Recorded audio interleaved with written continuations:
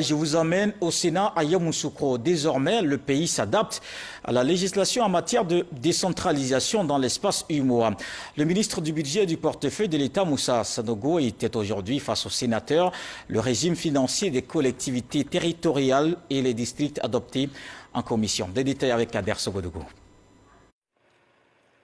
C'est en route pour Yamoussoukro, à la rencontre du Sénat, que Moussa Sanogo a appris le changement de dénomination de son ministère.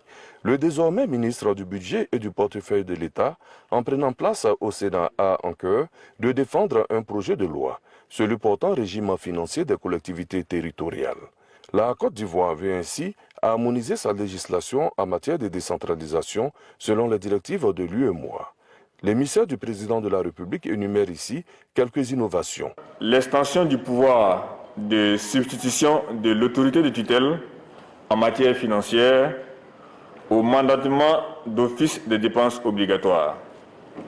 Ce pouvoir, dans les textes précédents, était limité à la seule inscription d'office des dites dépenses au budget de la collectivité territoriale.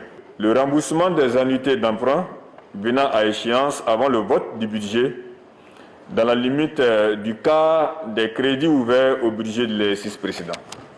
L'obligation d'élaborer un plan de trésorerie, la systématisation de la comptabilité matière pour retracer les existants et les mouvements concernant les biens meubles et immeubles, les valeurs de portefeuille et les stocks de matériel et fournitures. L'obligation de constituer des dotations aux amortissements et aux provisions pour dépréciation des actifs, ainsi que pour les risques et charges divers. L'institution du contrôle financier auprès des collectivités territoriales et des districts autonomes. L'institution d'un débat budgétaire au sein des collectivités territoriales et des districts autonomes 2 mois avant l'examen du budget. La fixation au 31 mars de l'année concernée comme date limite d'adoption du budget. Des retombées positives pour nos mairies, conseils régionaux et districts autonomes. Les sénateurs, pour leur part, ont donné leur quitus au projet de loi en le votant à l'unanimité.